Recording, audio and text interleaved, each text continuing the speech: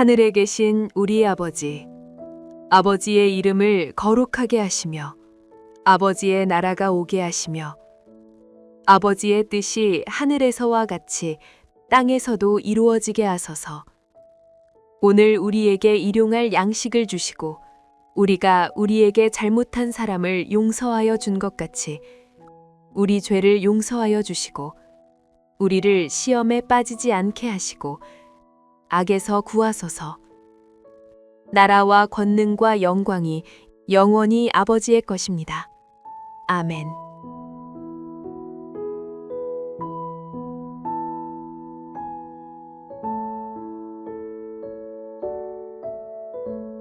여호와께 감사하라. 그는 선하시며 그 인자하심이 영원함이로다. 여호와의 속량을 받은 자들은 이같이 말할지어다. 여호와께서 대적의 손에서 그들을 속량하사 동서남북 각 지방으로부터 모으셨도다. 그들이 광야 사막길에서 방황하며 거주할 성읍을 찾지 못하고 줄이고 목이 말라 그들의 영혼이 그들 안에서 피곤하였도다. 이에 그들이 근심 중에 여호와께 부르짖음에 그들의 고통에서 건지시고 또 바른 길로 인도하사 거주할 성읍에 이르게 하셨도다. 여호와의 인자하심과 인생에게 행하신 기적으로 말미암아 그를 찬송할지로다. 그가 사모하는 영혼에게 만족을 주시며 줄인 영혼에게 좋은 것으로 채워주심이로다. 사람이 흑암과 사망의 그늘에 앉으며 곤고와 쇠사슬에 매임은 하나님의 말씀을 거역하며 지존자의 뜻을 멸시함이라. 그러므로 그가 고통을 주어 그들의 마음을 겸손하게 하셨으니 그들이 엎드러져도 돕는 자가 없었도다. 이에 그들이 그 환난 중에 여호와께 부르짖음에 그들의 고통에서 구원하시되 흑암과 사망의 그늘에서 인도하여 내시고 그들의 얽어맨 줄을 끊으셨도다. 여호와의 인자하심과 인생에게 행하신 기적으로 말미암아 그를 찬송할지로다. 그가 논문을 깨뜨리시며 쇠 빗장을 꺾으셨음이로다. 미련한 자들은 그들의 죄악의 길을 따르고 그들의 악을 범하기 때문에 고난을 받아 그들은 그들의 모든 음식물을 싫어하게 되어 사망의 문에 이르렀도다. 이에 그들이 그들의 고통 때문에 여호와께 부르짖음에 그가 그들의 고통에서 그들을 구원하시되 그가 그의 말씀을 보내어 그들을 고치시고 위험한 지경에서 건지시는도다. 여호와의 인자하심과 인생에게 행하신 기적으로 말미암아 그를 찬송할지로다. 감사제를 드리며 노래하여 그가 행하신 일을 선포할지로다.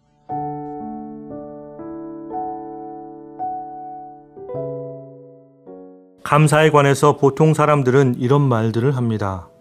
목사님, 인생이 잘 나갈 때는 하나님께 감사하는 것이 쉽습니다. 그런데 힘들고 어려운 일을 겪을 때는 감사가 잘 나오지 않습니다. 여러분도 공감하시지요? 사실 우리들의 감사는 대부분 환경에 따라 달라집니다. 형편이 좋으면 감사하고 어려우면 불평하는 경우가 많습니다. 그러나 오늘 시편은 전혀 다른 이야기를 들려줍니다.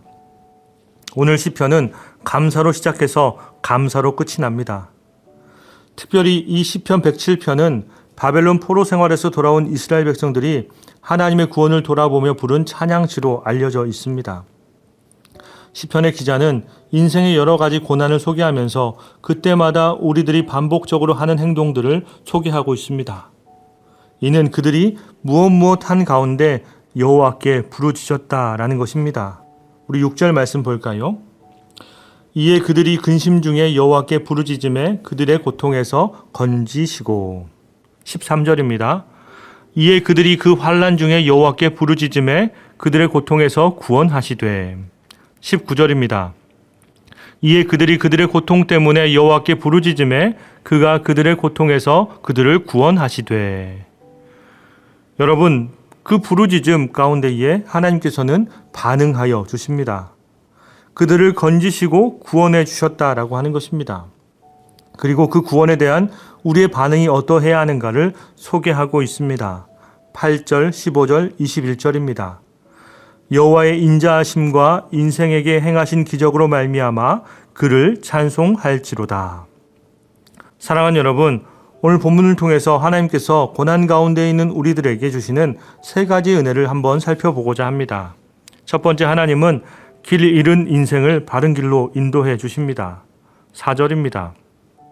그들이 광야 사막길에서 방황하며 거주할 성읍을 찾지 못하고. 여기에 등장하는 이스라엘은 길을 잃어버린 상태입니다. 그들은 광야에서 방황하였지요. 먹을 것도 없고 마실 것도 없습니다. 어디로 가야 할지 모르는 절망적인 상황입니다. 그런데 그들이 여호와께 부르짖음에 어떻게 됩니까? 하나님께서 응답하여 주십니다. 7절입니다. 또 바른 길로 인도하사 거주할 성읍에 이르게 하셨도다. 하나님께서 길을 인도하여서 거주할 성읍에 이르게 하신 것입니다.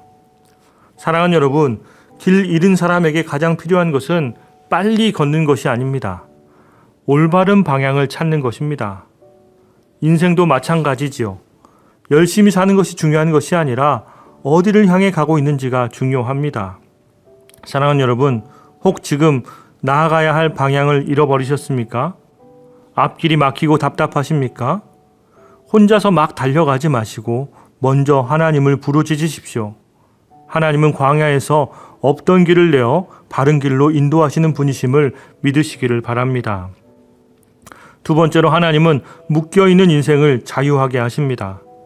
두 번째 장면은 감옥의 모습을 묘사합니다. 10절입니다. 사람이 흑암과 사망의 그늘에 앉으며 곤고와 쇠사슬에 매임은. 포로로 끌려간 이스라엘 백성은 흑암과도 같은 이방 땅에서 고된 노동에 시달렸습니다. 자유도 성전도 예배도 빼앗긴 삶을 살았습니다. 이러한 비참한 상황에 다다른 이유가 11절에 나오는데, 하나님의 말씀을 거역하며 지존자의 뜻을 멸시했기 때문이라고 성경은 말하고 있습니다. 결국 그들의 매임은 불순종 때문이었습니다. 그래서 하나님은 그들을 낮추신 것입니다. 그런데 놀라운 것은 여기서도 끝이 아니라는 것입니다. 13절에 여호와께 부르짖자 하나님은 사망의 그늘에서 인도하시고 얽어맨 줄을 푹 끊어 주신다라는 것입니다. 사랑하는 여러분, 우리 역시 이처럼 불순종으로 인해서 과거의 상처에 붙들려 살고 있지는 않습니까? 실패로 인해서 좀처럼 앞으로 나아가지 못하고 계십니까? 하나님께 부르짖을 때 하나님은 논문을 깨뜨리시며 쇠빗장을 꺾어서 우리를 자유하게 하시는 분이심을 믿으시기를 바랍니다. 마지막으로, 하나님은 죄로 병든 영혼을 회복시키시는 분이십니다. 17절입니다. 미련한 자들은 그들의 죄악의 길을 따르고 그들의 악을 범하기 때문에 고난을 받아. 성경은 죄악을 따르는 자들이 고난을 받는다라고 말하고 있습니다. 그리고 그들의 상태를 18절에서 음식도 제대로 먹지 못할 정도가 되었다라고 이야기를 하지요. 죽음의 문턱까지 내려가게 된 것입니다. 그런데 이 장면에서도 똑같이 반복됩니다. 여호와께 부르짖음에. 이 부르짖음에 20절에서 하나님께서 이렇게 응답하십니다. 그가 그의 말씀을 보내어 그들을 고치고 위험한 지경에서 건지시는도다. 사랑하는 여러분, 하나님이 죄된 이스라엘을 건지시는 방법이 무엇인가요? 바로 말씀을 보내주신다라고 말하고 있습니다. 이 말씀은 예수 그리스도이십니다.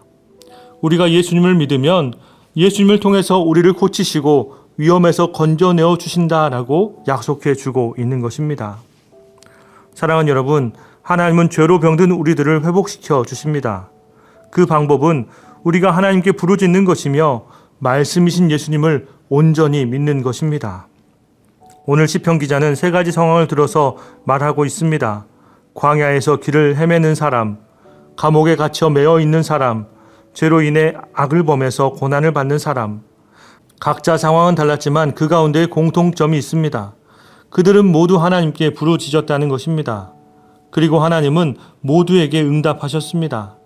그래서 시편 기자는 반복해서 외칩니다. 여호와의 인자하심과 인생에게 행하신 기적으로 말미암아 그를 찬송할지로다. 사랑하는 여러분, 지금 광야와 같은 시간을 보내고 있습니까? 우리 인생이 죄악으로 묶여 있는 삶을 살고 있습니까? 그렇다면 하나님께 부르짖으십시오. 하나님은 길 잃은 자를 인도하시며 묶인 자를 자유하게 하시며 병든 영혼을 회복시키시는 분이십니다. 그러기에 오늘 또 우리는 하나님께 감사하며 찬양할 수 있는 것입니다.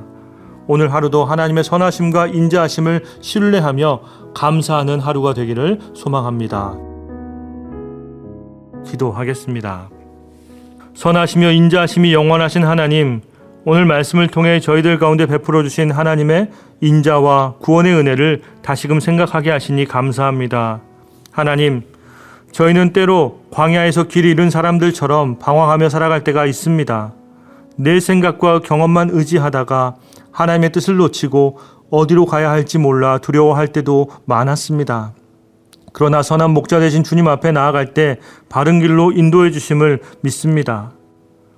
주님, 저희를 얽어매고 있는 모든 죄와 무거운 짐을 다 주님 앞에 내려놓으니 오직 하나님 안에서 참된 자유와 평안을 누리게 하여 주옵소서. 과거의 실패와 상처에 머무르지 않게 하시고 하나님의 은혜로 새 힘을 얻어서 다시 일어서는 믿음을 허락하여 주옵소서. 하나님, 오늘 베풀어지는 성찬을 통해 예수님과 강하게 연결됨을 느끼게 하시고 주님과 동행하며 영적으로 강건한 삶을 살아가게 하여 주옵소서. 예수님의 이름으로 기도하옵나이다. 아멘. 계속해서 각자의 기도 제목을 가지고 나아가시기 바랍니다.